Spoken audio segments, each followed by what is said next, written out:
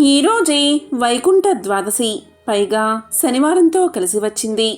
శనివారం రోజు వైకుంఠ ద్వాదశి రావడం వల్ల ఈ రోజుకు మరింత విశేషత పెరిగింది. ఈరోజు ఈ కథను విన్నా, చెప్పినా, చదివినా జన్మల పాపాలు తొలగి కోటి జన్మల పుణ్యం వస్తుంది. వైకుంఠ వాసం కలుగుతుంది. అష్ట ఐశ్వర్యాలు, భోగ భాగ్యాలు కలుగుతాయి. వ్యాస భగవాన్లు చెప్పిన ఆ మహిమాన్వితమైన కథను ఇప్పుడు ఈ వీడియోలో తెలుసుకుందాం.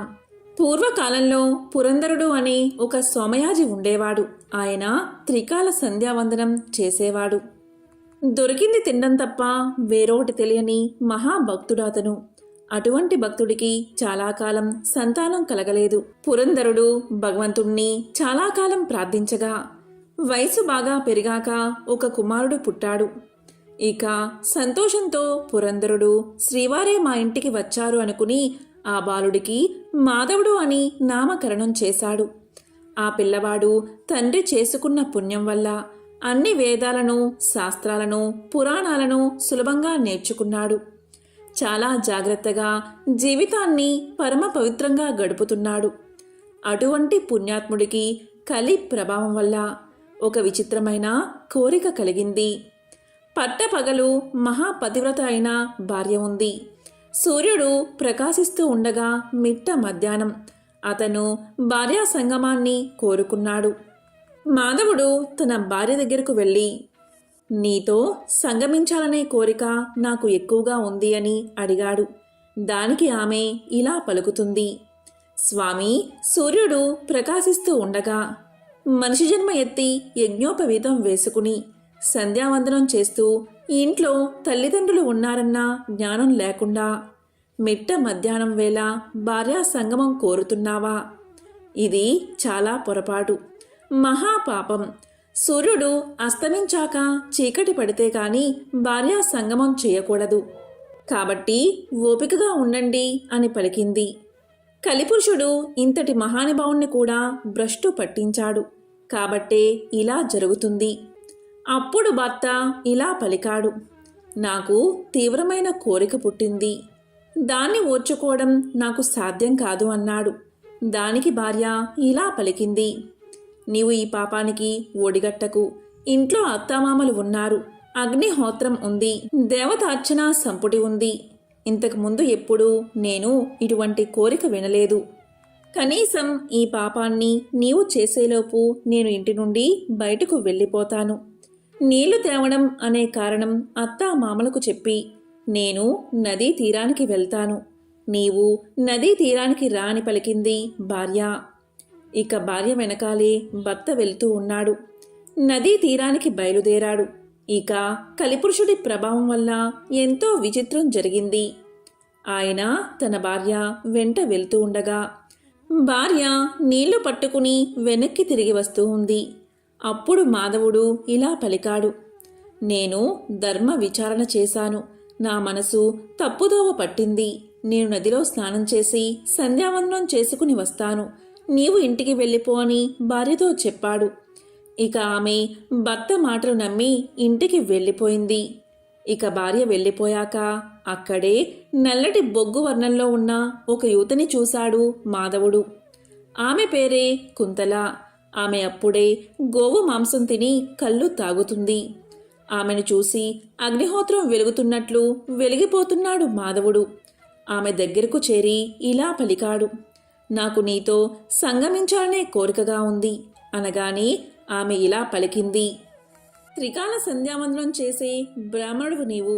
నీకు ఒంటిపై యజ్ఞోపవీతముంది.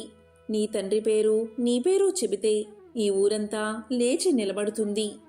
అంతటి గొప్పవాడివి నీవు. నేను ఇప్పుడే గోవును సంహరించి దాని మాంసం తిని కళ్ళు తాగుతున్నాను. నా లోపల నుంచి భయంకరమైన దుర్వాసన వస్తుంది. మేము చాలా రోజుల వరకు స్నానం చెయ్యం. ఇలాంటి నా శరీరంతో నీ శరీరాన్ని కలుపుతాను అంటావా? నా మాట విని తిరిగి వెనక్కి వెళ్ళు అంటుంది కుంతల. ఇక మిట్ట మధ్యాహ్నం వేళ ఆ కుంతల అనే స్త్రీని బలవంతంగా తన అధీనం చేసుకున్నాడు మాధవుడు. కలిపురుషుడి ప్రభావం వల్ల ఇంతటి దుర్మార్గానికి ఆ బ్రాహ్మణుడు పాల్పడ్డాడు. దానికి ఆమె ఎంతో అసహించుకుని ఇటువంటి అసహ్యమైన పని చేసి నీ ఒంటిపై యజ్ఞోపవేతం వేసుకుని తిరుగుతావా? నాతో కలిసి సంగమించావు కాబట్టి యజ్ఞోపవీతం తీసి అవతల పారేయన్నది. వెంటనే మాధవుడు యజ్ఞోపవీతాన్ని తీసి అవతల పారేశాడు. సిగ లేకుండా శిరస్సు మొత్తం గుండె చేయించుకోమన్నది. వెంటనే మాధవుడు అలా చేయించుకున్నాడు. ఆవు మాంసం తినమనగానే ఒక ఆవును చంపి ఆ మాంసాన్ని తిన్నాడు మాధవుడు. ఇక కుంతల కళ్ళు తాగమంది. వెంటనే కళ్ళు తాగాడు మాధవుడు.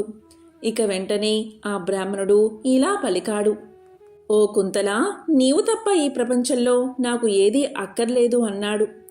దానికి కుంతల ఇలా పలికింది, ఇంతకు ముందు ఇలా పరస్త్రీలను మోహించిన వారందరూ నశించిపోయారు. నీ పేరు కూడా నశించిపోతున్న వారి జాబితాలో చేరిపోతుంది అని ఎంత నచ్చచెప్పినా కలి ప్రభావం వల్ల మాధవుడు వినలేదు. కుంతలతో కలిసి తిరగడం మొదలుపెట్టాడు.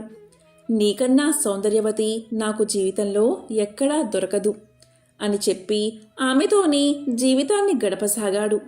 ఇది ఇలా జరుగుతూ ఉండగా కొంతకాలానికి కుంతల చనిపోయింది. కుంతల చనిపోయిందని మతి స్థిమితం చెడి పిచ్చివాడిలా అడవుల పట్టిపోయాడు మాధవుడు. తన భార్యను మర్చిపోయాడు, తల్లిదండ్రులను మర్చిపోయాడు. దీంతో మాధవుడు లేక బెంగ పెట్టుకుని తల్లిదండ్రులు చనిపోయారు. భార్య అనాదిగా మారిపోయింది. బోరున ఏడుస్తూ ఉంది. తల్లిదండ్రులకు జరపాల్సిన కర్మను మాధవుడు జరపలేదు. అలా మాధవుడు అడవుల్లో తిరుగుతూ ఒకనాడు తినడానికి తిండి కూడా లేక పడిపోయి ఉన్నాడు. అటువంటి సమయంలోనే ఉత్తర భారతదేశం నుంచి తిరుమల యాత్ర చేయడానికి ఒక రాజు తన బృందంతో సహా వస్తున్నాడు. ఇక మాధవుడు రాజు యొక్క పరివారంతో కలిసి తాను కూడా బయలుదేరాడు. ఇక మాధవుడికి తెలుసో తెలియకో వెంకటాచలం వైపు నడక మొదలుపెట్టాడు. ఆ పరివారం వెంకటాచలం వెళ్తున్నాం అనగానే నేను కూడా వస్తానని వారితో బయలుదేరాడు. తాను బ్రాహ్మణుడై ఉండి పరివారం తినగా పడేసిన విస్తరలోని భోజనాన్ని తిన్నాడు. అలా వారితో కలిసి వెళ్ళాడు మాధవుడు. అక్కడ వారు కపిల తీర్థానికి వెళ్లారు. ఎప్పుడైనా సరే తిరుమల వెంకటేశ్వర స్వామిని దర్శించుకునే ముందు కపిల తీర్థాన్ని దర్శించాలి. ఎప్పుడూ కూడా 3 లోకాల్లో ఉండే సమస్త తీర్థాలు కూడా కార్తీక మాసంలో వచ్చే సోమవారం రోజు, శనివారం రోజు, ఏకాదశి, అమావాస్య, పౌర్ణమి తిథుల్లో మధ్యాహ్నం సమస్త తీర్థాలు ఆవహించి ఉంటాయి. ఆ సమయంలో ఎవరైతే పైనుంచి పడే ఆ తీర్థంలో స్నానం చేస్తారో వారి సమస్త రోగాలు తొలగిపోతాయి. ఆ కపిల తీర్థంలో ఇంకొక గొప్ప శక్తి ఉంది. తల్లిదండ్రులకు తద్దినం పెట్టడం పొరపాటున లేదా గ్రాచారం చేత అజ్ఞానం చేతనో మానేసేటువంటి వారికి మళ్ళీ పితృదేవత అనుగ్రహం కలుగుతుంది. అందులో స్నానం చేసిన వారు పితృదేవతలకు కర్మ చేసిన వారితో సమానం అవుతారు. అంతటి శక్తి కలిగిన ఆ కపిల తీర్థంలో మాధవుడు అనే ఈ బ్రాహ్మణుడు తెలుసో తెలియకో స్నానం చేశాడు. అలా ఆయన స్నానం చేయగానే ఇంతకాలం తల్లిదండ్రులకు చేయవలసిన కార్యం చేయనందువల్ల కలిగిన దోషం తొలగిపోయి పితృదేవతలు సంతోషించారు. ఇక మాధవుడు ఆ పరివారంతో కలిసి వెంకటేశ్వర స్వామిని దర్శనం చేసుకున్నాడు. కపిల తీర్థంలో స్నానం చేసిన పుణ్యం వల్ల వెంకటేశ్వర స్వామి మాధవుడికి దర్శనమిచ్చి ఇలా పలికాడు, మాధవా, నీవు నా భక్తుల్లో ముఖ్యుడవని. అతనికి పాప విముక్తి కలిగించాడు. అలా మాధవుడు స్వామి పుష్కరంలో స్నానం చేసి దేహాన్ని వదిలిపెట్టాడు. కాబట్టి ఎంతో పవిత్రమైన ఈ వైకుంఠ ద్వాదశి రోజు ఈ పవిత్ర కథను విన్నా, చెప్పినా, చదివినా, వినిపించినా జన్మల పాపాలు తొలగి కోటి జన్మల పుణ్యం వస్తుంది, వైకుంఠ వాసం కలుగుతుంది. ఇక ద్వాదశి పాలనకు సంబంధించిన పురాణాలలోని ఈ కథను విన్నంతనే సకల శుభాలు కలుగుతాయి. జన్మల దరిద్రం తొలగి కోటి జన్మల పుణ్యం వస్తుంది. మరి ఆ కథ ఏంటో ఇప్పుడు ఈ వీడియోలో తెలుసుకుందాం. ఈరోజు తప్పనిసరిగా వినాల్సిన కథ ఏంటి అంటే అంబరీషోపాఖ్యానం. పూర్వం అంబరీషుడు అనే రాజు ఉండేవాడు. అతడు పరమ భాగవోత్తముడు, ద్వాదశి వ్రతప్రియుడు. అంబరీషుడు ప్రతి ద్వాదశి రోజు తప్పకుండా వ్రతాన్ని చేస్తూ ఉండేవాడు. ఒక ద్వాదశి నాడు ద్వాదశి గడియలు స్వల్పంగా ఉన్నాయి. అందువల్ల ఆ రోజు పెందలకడనే వ్రతాన్ని ముగించి బ్రాహ్మణ సమారాధన చెయ్యదలిచి సిద్ధంగా ఉన్నాడు. అదే సమయానికి అక్కడకు కోప స్వభావుడైన దూర్వాసుడు వచ్చాడు. అంబరీషుడు ఆ మున్ని గౌరవించి ద్వాదశి గడియల్లో పారాయణ చెయ్యాలి కాబట్టి త్వరగా స్నానానికి వెళ్లి రమ్మని కోరాడు. దూర్వాసుడు అందుకు అంగీకరించి సమీపంలో ఉన్న నదికి స్నానానికై వెళ్లాడు. అంబరీషుడు ఎంతసేపు వేచి ఉన్నా దూర్వాసుడు రాలేదు. ద్వాదశి గడియలు దాటిపోతున్నాయి. అందుచేత అంబరీషుడు తనలో తాను ఇలా అనుకున్నాడు. ఇంటికొచ్చిన దూర్వాసుణ్ణి భోజనానికి రమ్మన్నాను. ఆ ముని నదికి స్నానానికి వెళ్లి ఇంతవరకు రాలేదు. బ్రాహ్మణులకు ఆతిథ్యమిస్తానని మాట ఇచ్చి భోజనం పెట్టకపోవడం మహాపాపం. అది గృహస్థునకు ధర్మం కాదు. ఆయన వచ్చే వరకు ఆగితే ద్వాదశి గడియలు దాటిపోతాయి. వ్రత భంగం అవుతుంది. ఈ ముని మహాకోపస్వభావం కలవాడు. ఆయన రాకుండా నేను భోంచేస్తే నన్ను శపిస్తాడు. నాకేమీ తోచడం లేదు. బ్రాహ్మణ భోజనాన్ని అతిక్రమించరాదు. ద్వాదశి గడియలు మించిపోకూడదు.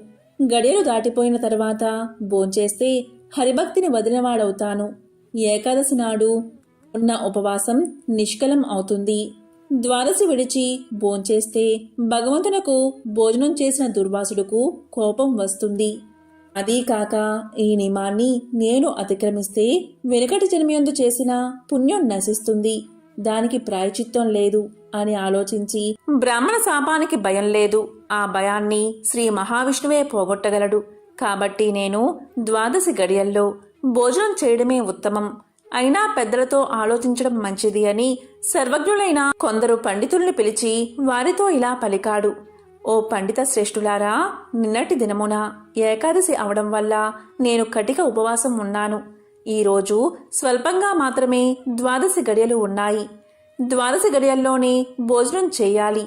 ఇంతలో నా ఇంటికి దూర్వాస మహాముని వీచ్చేశారు. ఆ మహామునిని నేను భోజనానికి ఆహ్వానించాను. అందుకు ఆయన అంగీకరించి నదికి స్నానార్థమై వెళ్ళి ఇంతవరకు రాలేదు. ఇప్పుడు ద్వాదశి గడియలు దాటిపోతున్నాయి. బ్రాహ్మణుణ్ణి వదిలి ద్వాదశి గడియల్లో భోంచెయ్యవచ్చా, లేక వ్రత భంగాన్ని సమ్మతించి ముని వచ్చే వరకు వేచి ఉండాలా? ఈ రెండిటిలో ఏది ముఖ్యమైనదో తెలపండి అని కోరాడు. అంతటా ఆ ధర్మజ్ఞులైన పండితులు ధర్మశాస్త్రాలు పరిశోధించి విమర్శ ప్రతివిమర్శలు చేసుకుని దీర్ఘంగా ఆలోచించి ఇలా పలికారు. మహారాజా, సమస్త ప్రాణికోటిల గర్భకుహ్రమందు జఠరాగ్ని రూపమున రహస్యంగా ఉన్న అగ్నిదేవుడు ఆకలిని పుట్టించి ప్రాణుడు భుజించిన చతుర్విధ అన్నమును పచనం గావించి దేహేంద్రియాదులకు శక్తిని ఇస్తున్నాడు. ప్రాణవాయువు సహాయంతో జఠరాగ్ని ప్రజ్వరిల్లుతుంది. అది చెలరేగిన క్షుద్బాధ దప్పిక కలుగుతుంది. ఆ తపము చల్లార్చాలి అంటే అన్నము నీరు పుచ్చుకుని శాంతపరచాలి. శరీరానికి శక్తి కలగజేసేవాడు అగ్నిదేవుడు. దేవతలందరికంటే అధికుడై దేవపూజ్యుడు అయ్యాడు. ఆ అగ్నిదేవుణ్ణి అందరూ సదా పూజించాలి. గృహస్థు ఇంటికి వచ్చిన అతిథి కడజాతి వాడైనా భోజనం పెడతానని చెప్పి వానికి పెట్టకుండా తినరాదు. అందులోనూ వేదాంగ విద్యా విశారదుడు మహాతపస్శాలి సదాచార సంపన్నుడు అయిన దూర్వాస మహాముని భోజనానికి పిలిచి అతనికి పెట్టకుండా తాను భోంచేయడం వల్ల మహాపాపాలు కలుగుతాయి. అందువల్ల ఆయుక్షీణం కలుగుతుంది. దుర్వాసుడంతటి వాణ్ణి అవమానం చేస్తే పాపం సంప్రాప్తమవుతుంది అని విశదపరిచారు. అంబరీష, పూర్వజన్మలో కించిత్ పాప విశేషం వల్ల నీకీ అనర్థం వచ్చింది. నీ బుద్ధిచే దీర్ఘంగా ఆలోచించి నీకు ఎలా అనిపిస్తుందో అలాగే చెయ్యి. ఇక మాకు సెలవు ఇప్పించు అని పండితులు పలికారు. అంతా అంబరీషుడు ఇలా అన్నాడు. ఓ పండితోత్తములారా, నా నిశ్చిత అభిప్రాయాన్ని ఆలకించి వెళ్ళండి. ద్వాదశి నిష్టను విడవడం కన్నా విప్రశాపం అధికమైంది కాదు. జలపానం చేయడం వల్ల బ్రాహ్మణుణ్ణి అవమానపరచడం కాదు. ద్వాదశిని విడవడమూ కాదు. అప్పుడు దుర్వాసుడు నన్ను ఎలా నిందిస్తాడు? నిందించడు. మొదట పుణ్యఫలం నశించదు కాబట్టి జలపానం చేసి ఊరుకుంటాను అని వారి ఎదుటే జలపానం చేశాడు. అంబరీషుడు జలపానం చేసిన మరుక్షణమే దూర్వాసుడు స్నాన జపాదులు పూర్తి చేసుకుని అక్కడికి వచ్చాడు. వచ్చిన వెంటనే ఆ ముని మహారౌద్రాకారుడై కళ్ళ వెంట నిప్పులు కక్కుతూ ఇలా అన్నాడు: ఓరీ మదాందా, నన్ను భోజనానికి రమ్మని నేను రాకుండానే నువ్వు ఎలా భోంచేశావు? ఎంత దుర్మార్గము, ఎంత నిర్లక్ష్యము, ఎంతటి ధర్మ పరిత్యాగివి! అతిథికి అన్నం పెడతానని ఆశ చూపి పెట్టకుండా తాను తిన్నవాడు మలభక్షకుడు అవుతాడు. అలాంటి అధముడు మరుజన్మలో పురుగై పుడతాడు. నీవు భోజనానికి బదులు జలపానం చేశావు. అది భోజనంతో సమానమైనదే. నీవు అతిథిని విడిచి భోజనం చేశావు కాబట్టి నీవు నమ్మకద్రోహి అవుతావే కాని హరిభక్తుడివి ఎలా కాగలవు? శ్రీహరి బ్రాహ్మణ అవమానాన్ని సహించడు. నన్ను అవమానించడం శ్రీహరిని అవమానించడమే. నీవంటి హరినిందాపరుడు మరియొకడు లేడు. నీవు మహాభక్తుడవని అతి గర్వం కలవాడవై ఉన్నావు. ఆ గర్వంతోటే నీవు నన్ను భోజనానికి ఆహ్వానించి అవమానపరిచి నిర్లక్ష్యంగా జలపానం చేశావు. అంబరీష, నీవు ఎలా పవిత్ర రాజకుటుంబంలో పుట్టినావురా? నీ వంశం కలంకం కాలేదా అని కోపంతో నోటికి వచ్చినట్లు తిట్టాడు. అంబరీషుడు ముని కోపానికి గడగడా వణుకుతూ ముకులిత హస్తాలతో ఇలా అన్నాడు: మహానుభావా, నేను ధర్మహీనుడను. నా అజ్ఞానంచే నేనీ కార్యాన్ని చేశాను. నన్ను రక్షించండి. బ్రాహ్మణులకు శాంతే ప్రధానము. మీరు తపోధనులు, దయా దాక్షిణ్యాలు కలవారు కాబట్టి నన్ను కాపాడండి అని అతని పాదాలపై పడ్డాడు. దయాశూన్యుడైన దూర్వాసుడు అంబరీషుడి తలను తన ఎడమకాలితో తన్ని, దోషికి శాపం ఇయ్యకుండా ఉండరాదు.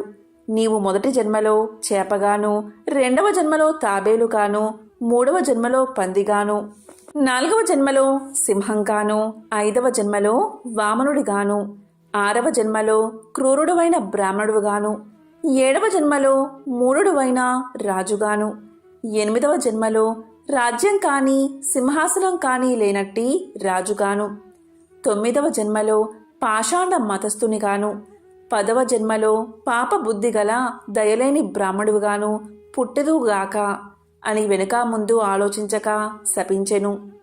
ఇంకా కోపం తగ్గనందున మరలా శపించుటకు ఉద్యుక్తుడు అవుతుండగా శ్రీ మహావిష్ణువు బ్రాహ్మణ శాపం వృధా కాకూడదని తన భక్తునికి ఏ అపాయం కలగకుండా ఉండడానికి అంబరీషుని హృదయంలో ప్రవేశించి ఇలా పలికాడు: మునివర్యా, అలాగే మీ శాపాన్ని అనుభవిస్తాను అని ప్రాధేయపడ్డాడు. కాని దుర్వాసుడు ఇంకా కోపం పెంచుకుని శపించబోగా శ్రీమన్నారాయణుడు తన సుదర్శన చక్రాన్ని అడ్డు పెట్టెను. ఆ సుదర్శనం కోటి సూర్య ప్రభలతో అగ్నిజ్వాళ్లు కక్కుతూ దూర్వాసునిపై పడబోయింది. అంత దూర్వాసుడు ఆ చక్రం తనను మసిచేయనని తలంచి ప్రాణాలపై ఆశ కలిగి అక్కడ్నుండి బతుకు జీవుడా అని పరుగుపెట్టాడు. మహా తేజస్సుతో చక్రాయుధం దూర్వాసుని తరుముచూ ఉంది. దూర్వాసుడు తన్ను కాపాడమని భూలోకంలో ఉన్న మహాముళ్లను, దేవలోకానికి వెళ్లి దేవేంద్రుణ్ణి, బ్రహ్మలోకానికి వెళ్లి బ్రహ్మదేవుణ్ణి, కైలాసానికి వెళ్లి పరమేశ్వరుణ్ణి ఎంత ప్రార్థించినా వారు సైతం చక్రాయుధం బారి నుండి దూర్వాసుని కాపాడలేకపోయారు. ఆ విధంగా ముక్కోపి అయిన దూర్వాసుడు భూలోకము, భువర్లోకము, పాతాళలోకము, సత్యలోకాలకు తిరిగి తిరిగి అన్ని లోకాల్లోనూ తన్ను రక్షించేవారు లేకపోవడం వల్ల వైకుంఠంలో ఉన్న మహావిష్ణువు దగ్గరకు వెళ్లి ఇలా పలికాడు: వాసుదేవా, జగన్నాథ, శరణాగత రక్షణ బిరుదాంకిత, రక్షించుము. నీ భక్తుడైన అంబరీషునకు కీడు చెయ్యదలిచిన నేను బ్రాహ్మణుణ్ణి కాను.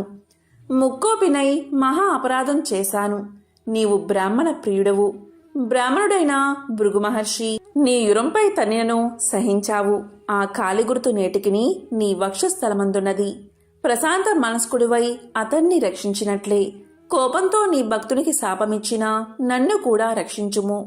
శ్రీహరి, నీ చక్రాయుధం నన్ను చంపవస్తున్నది అని దూర్వాసుడు శ్రీమన్నారాయణ్ణి పరిపరి విధాలా ప్రార్థించాడు.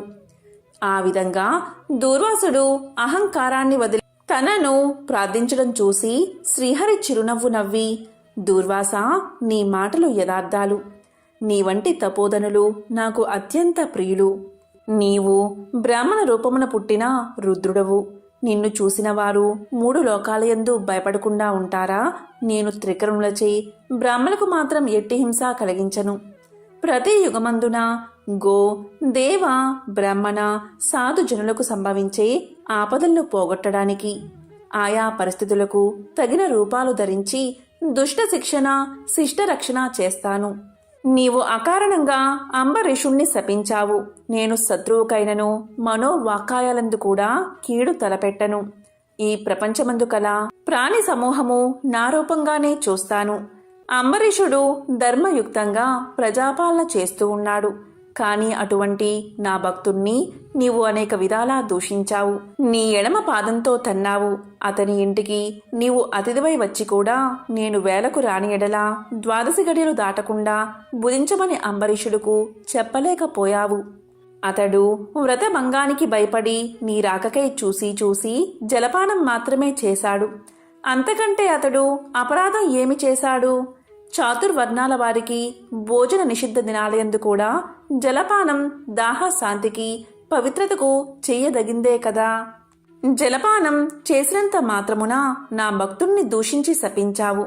అతడు వ్రతభంగానికి భయపడి జలపానం చేసినాడు కాని నిన్ను అవమానించుటకు చెయ్యలేదే. నీవు మండిపడుతున్నా బతిమాలి నిన్ను శాంతింప చేయడానికే చూశాడు. ఎంత బ్రతిమాలినా నీవు శాంతించనందున నన్ను శరణు వేడుకున్నాడు. నేనప్పుడు రాజు హృదయంలో ప్రవేశించాను. నీ శాపఫలము 10 జన్మల్లో అనుభవిస్తాను అని పలికిన వాడిని నేనే. అతడు నీ వల్ల భయంచే నన్ను శరణు వేడాడు. కాని తన దేహం తాను తెలుసుకునే స్థితిలో లేడు. నీ శాపాన్ని అతడు వినలేదు. అంబరీషుడు నా భక్త కోటిలో శ్రేష్ఠుడు, నిరపరాధి, దయాశాలి, ధర్మ తత్పరుడు. అటువంటి వాడిని అకారణంగా దూషించావు. అతన్ని నిష్కారణంగా శపించావు. విచారించకు. ఆ శాపాన్ని లోకోపకారానికై నేనే అనుభవిస్తాను. అది ఎలా అంటే, నీ శాపంలోనిది మొదటిది మత్స్య జన్మ. నేనీ కల్పమున మనువును రక్షించే నిమిత్తం సోమకుడు అనే రాక్షసుణ్ణి చంపే నిమిత్తం మత్స్య రూపం ఎత్తుతాను. మరికొంతకాలానికి దేవదానవులు క్షీరసాగరాన్ని మదించుటకు మందర పర్వతాన్ని కవ్వంగా చేస్తారు. ఆ పర్వతం నీటిలో మునగకుండా కూర్మ రూపమున నా వీపున మోస్తాను. వరహ జన్మ ఎత్తి హిరణ్యాక్షుణ్ణి వధిస్తాను. నరసింహ జన్మ ఎత్తి హిరణ్యకశిపుణ్ణి చంపి ప్రహ్లాదుణ్ణి రక్షిస్తాను. బలిచే స్వర్గం నుండి పారద్రోలబడిన ఇంద్రుడకు తిరిగి స్వర్గాన్ని అప్పగించడానికి వామన రూపమెత్తి బలిచక్రవర్తిని పాతాళ లోకానికి తొక్కేస్తాను. భూభారాన్ని తగ్గించడానికై క్షత్రియులను చంప బ్రాహ్మణునై జన్మించి భూభారాన్ని తగ్గిస్తాను. లోకకంటకుడైన రావణుణ్ణి చంపి లోకోపకారం చేయడానికి రఘువంశమున రాముడై జన్మిస్తాను. తరువాత యదువంశమున కృష్ణుడిగా, కలియుగమున బుద్ధుడిగా, కలియుగాంతమున విష్ణు చిత్తుడను విప్రుడి ఇంట కల్కి అనే పేరుతో జన్మించి గుర్రాన్ని ఎక్కి తిరుగుతూ బ్రహ్మద్వేషులందరినీ మట్టు పెడతాను. నీవు అంబరీషుడికి శాపరూపమును ఇచ్చిన 10 జన్మలు ఈ విధంగా పూర్తి చేస్తాను. ఈ విధంగా నా దశావతారాలను సదా స్మరించే వారికి సమస్త పాపాలు హరింపచేసి వైకుంఠ ప్రాప్తిని నొసంగుతాను. ఇది ముమ్మాటికి తథ్యము. ఓ దుర్వాసముని, నీవు అంబరీషుణ్ణి శపించిన విధంగా ఆ 10 జన్మలు నాకు సంతోషకరమైనవే.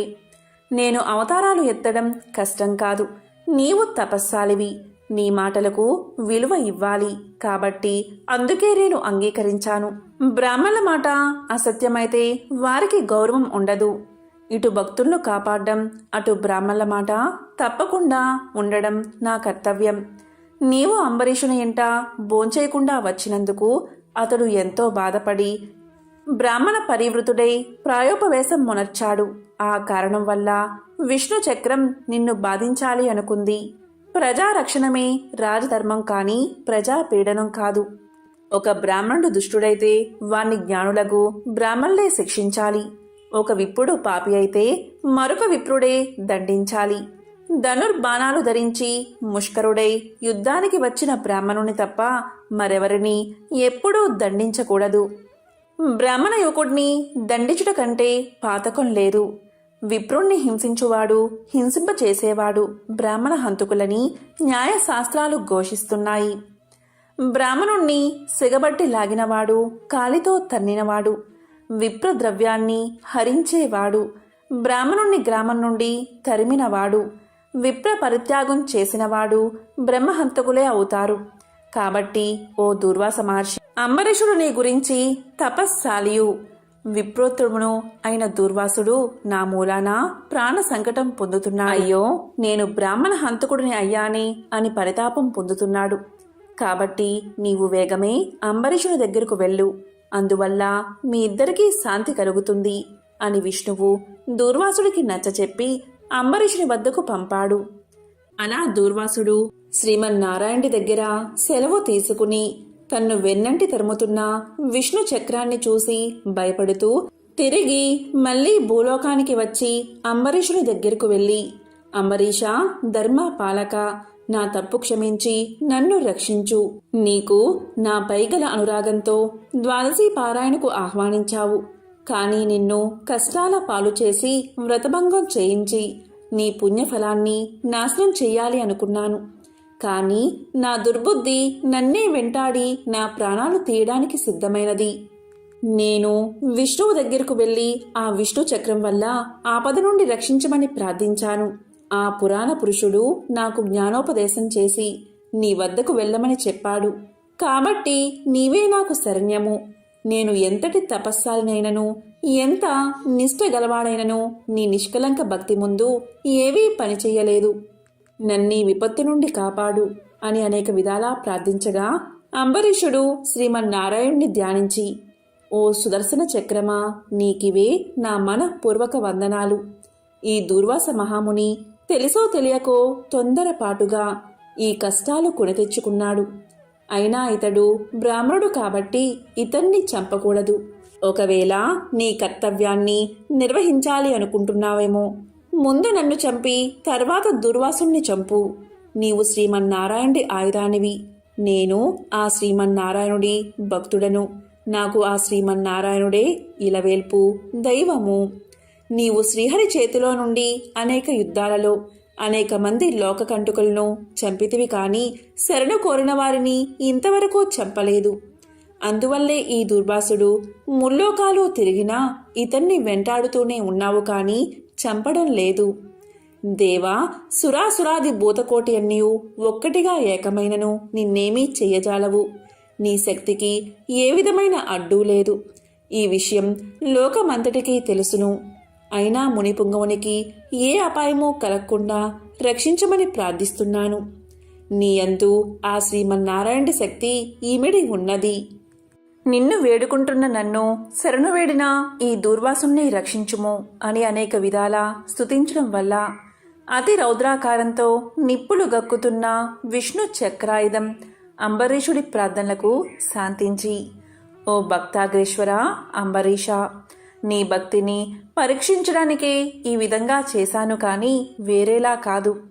అత్యంత దుర్మార్గులు, మహాపరాక్రమవంతులైన మధు కైటబులను దేవతలందరూ ఏకమై కూడా చంపజాలని మూర్ఖులను నేను దుర్మార్గం నీకు తెలుసు కదా. ఈ లోకంలో దుష్ట శిక్షణ, శిష్ట రక్షణకై శ్రీహరి నన్ను వినియోగించి ముల్లోకాల యందు ధర్మాన్ని స్థాపిస్తూ ఉంటాడు. ఇది అందరికీ తెలిసిన విషయమే. ముక్కోపి అయిన దూర్వాసుడు నీపై పగబూని నీ వ్రతాన్ని నాశనం చేసి నానా ఇక్కట్లు పెట్టాలి అని కన్ను ఎర్రజేసి నీ మీద చూపిన రౌద్రాన్ని నేను తిలకించాను. నిరపరాధివగు నిన్ను రక్షించి ఈ ముని గర్వం అణచాలని తరుముతున్నాను. ఇతడు కూడా సామాన్యుడు కాదు. ఇతను రుద్రాంశ సంభూతుడు, బ్రహ్మ తేజస్సు కలవాడు, మహా తపస్సాలి. రుద్రతేజము భూలోక వాసులందరినీ చంపగలదు, కానీ శక్తిలో నాకంటే ఎక్కువేమీ కాదు. సృష్టికర్త అయిన బ్రహ్మ తేజస్సు కంటే, కైలాసపతియగు మహేశ్వరుని తేజస్సు కంటే ఎక్కువైన శ్రీహరి తేజస్సుతో నిండి ఉన్న నాతో రుద్ర తేజస్సు గల దూర్వాసుడు కాని, క్షత్రియ తేజస్సు గల నీవు కాని తులతూగరు. నన్ను ఎదుర్కోలేరు. తనకన్నా ఎదుటివాడు బలవంతుడై ఉన్నప్పుడు అతనితో సంధి చేసుకోవడం ఉత్తమం. ఈ నీతిని ఆచరించేవారు ఎటువంటి విపత్తుల నుండైనా తప్పించుకోగలరు.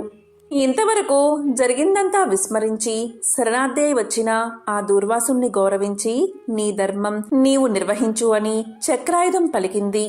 అంబరీషుడు ఆ మాటలు విని, నేను దేవ, గో, బ్రాహ్మణాదుల యందు, స్త్రీల యందు గౌరవం కలవాడిని, నా రాజ్యంలో సర్వజనులు సుఖంగా ఉండాలి అనే అభిలాష కలవాడిని.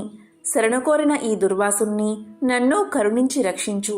వేల కొలది అగ్నిదేవతలు, కోట్ల కొలది సూర్యమండలాలు ఏకమైన నీ శక్తికి, తేజస్సుకి సాటిరావు. నీవు అలాంటి తేజోరాశివి. మహావిష్ణువు లోక నిందితులపై, లోక కంటకులపై, దేవ, గో, బ్రాహ్మణ హింసాపరులపై నిన్ను ప్రయోగించి వారిని శిక్షించి తన కుక్షియందున్న 14 లోకాలను కంటికి రెప్పవలే కాపాడుతున్నాడు. కాబట్టి నీకు ఇవే నా మనఃపూర్వక నమస్కృతులు అని పలికి చక్రాయుధపు పాదాలపై పడ్డాడు అంబరీషుడు. అంతటా సుదర్శన చక్రం అంబరీషుణ్ణి లేవదీసి గాఢాలింగనమర్చి, అంబరీషా, నీ నిష్కలంక భక్తికి మెచ్చాను. విష్ణు స్తోత్రం 3 కాలాలయందు ఎవరు పఠిస్తారో, ఎవరు దాన ధర్మాలతో పుణ్యఫలమును వృద్ధి చేసుకుంటారో, ఎవరు పరులను హింసించక, పరధనములకు ఆశపడక, పరస్త్రీలను చెరబెట్టక, గోహత్య, బ్రాహ్మణ హత్య, శిశు హత్యాది మహాపాతకాలు చెయ్యకుందరో అట్టివారి కష్టాలు నశించి ఇహమందు పరమందు సర్వ సౌఖ్యాలతో తులతూగుతారు. కాబట్టి నిన్ను దుర్వాసుని రక్షిస్తున్నాను. నీ ద్వాదశి వ్రత ప్రభావం చాలా గొప్పది. నీ పుణ్యఫలం ముందు ఈ మునిపుంగువుని తపశ్శక్తి పనిచేయలేదు అని చెప్పి అతన్ని ఆశీర్వదించి సుదర్శన చక్రం అదృశ్యమైపోయింది. ఆ తర్వాత అంబరీషుడు దుర్వాసుని పాదాలపై పడి దండ ప్రణామాలు ఆచరించి పాదాలు కడిగి ఆ కడిగిన నీళ్లను తన శిరస్సుపై చల్లుకుని, ఓ మునిశ్రేష్ఠ, నేను సంసార మార్గమందున్న ఒక సామాన్య గృహస్థుడను. నా శక్తి కొలది నేను శ్రీమన్నారాయణ్ణి సేవిస్తాను. ద్వాదశి వ్రతం చేసుకుంటూ ప్రజలకు ఎట్టి కీడు రాకుండా ధర్మవత్తుండై రాజ్యం ఏలుతున్నాను. నా వల్ల మీకు సంభవించిన కష్టానికి నన్ను మన్నించండి. మీ ఎడల నాకు అమితమైన అనురాగం ఉండడం చేతనే తమకు ఆతిథ్యం ఇవ్వాలని ఆహ్వానించాను. కాబట్టి నా ఆతిథ్యాన్ని స్వీకరించి నన్ను, నా వంశాన్ని పావనం చేసి కృతార్థుణ్ణి చెయ్యండి. మీరు దయార్థ హృదయులు. ప్రథమ కోపంతో నన్ను శపించినా మరలా నా గృహానికి విచ్చేశారు. నేను ధన్యుణ్ణి అయ్యాను. మీ రాక వల్ల శ్రీ మహావిష్ణువు యొక్క సుదర్శనాన్ని చూసే భాగ్యం నాకు కలిగినది. అందువల్ల నేను మీ ఉపకారాన్ని మరవలేకున్నాను. మహానుభావా, నా మనస్సు సంతోషంచే మిమ్మల్ని ఎలా స్తుతించాలో నా నోట పలుకులు రాకున్నవి. నా కళ్ళ వెంట వచ్చు ఆనంద బాష్పాలతో తమ పాదాలు కడుగుతున్నాను. తమకు ఎంత సేవ చేసిననో ఇంకా రుణపడి ఉంటాను. కాబట్టి ఓ పుణ్యపురుష, నాకు మరలా నరజన్మ రాకుండా ఉండేటట్లు సదా మీ బోటి మునిశ్రేష్ఠుల యందు, ఆ శ్రీమన్నారాయణుడి యందు మనస్సు కలవాడనై ఉండేటట్లు నన్ను ఆశీర్వదించండి అని ప్రార్థించి సహపంక్తి భోజనానికి దయచేయమని ఆహ్వానించాడు. ఈ విధంగా తన పాదాలపై పడి ప్రార్థిస్తున్న అంబరీషుణ్ణి ఆశీర్వదించి ఇలా పలికాడు దూర్వాసుడు. రాజా, ఎవరు ఎదుటివారి బాధన నివారణ గావించి ప్రాణాలు కాపాడతారు, ఎవరు శత్రువులకైనా శక్తి కొలది ఉపకారం చేస్తారో అలాంటి వారు తండ్రితో సమానమని ధర్మశాస్త్రాలు తెలియజేస్తున్నాయి. నీవు నాకు ఇష్టుడవు, తండ్రితో సమానుడు అయ్యావు. నేను నీకు నమస్కారం చేస్తే నాకంటే చిన్నవాడు అవడం వల్ల నీకు ఆక్షీణం కలుగుతుంది. అందుచేత నీకు నమస్కారం చేయడం లేదు. నీవు కోరిన ఈ స్వల్ప కోరికను తప్పకుండా నెరవేరుస్తాను. పవిత్ర ఏకాదశి వ్రతనిష్ఠుడవగు నీకు మనస్తాపాన్ని కలగజేసినందుకు వెంటనే నేను తగిన ప్రాయశ్చిత్తాన్ని అనుభవించాను. నాకు సంభవించిన విపత్తును తొలగించుటకు నీవే దిక్కయ్యావు. నీతో భోజనం చేయడం నా భాగ్యం కాక మరొకటి అవుతుందా అని దూర్వాస మహాముని పలికి అంబరీషుని అభిష్టం ప్రకారం పంచభక్ష పరమాణాలతో సంతృప్తిగా విందు ఆరగించి అతని భక్తికి కడంగుడు ప్రశంసించి అంబరీషుణ్ణి దీవించి సెలవు తీసుకుని తన ఆశ్రమానికి వెళ్ళిపోయాడు. ఎంతో పవిత్రమైన విశేషమైన ఈ అంబరీషోపాఖ్యానాన్ని ఈ ద్వాదశి రోజు విన్నా, చదివినా, చెప్పినా, వినిపించినా జన్మల దరిద్రం దోషాలు తొలగి కోటి జన్మల పుణ్యం వస్తుంది. సకల శుభాలు కలుగుతాయి. ఓం నమో నారాయణాయ. ఓం నమో భగవతే వాసుదేవాయ.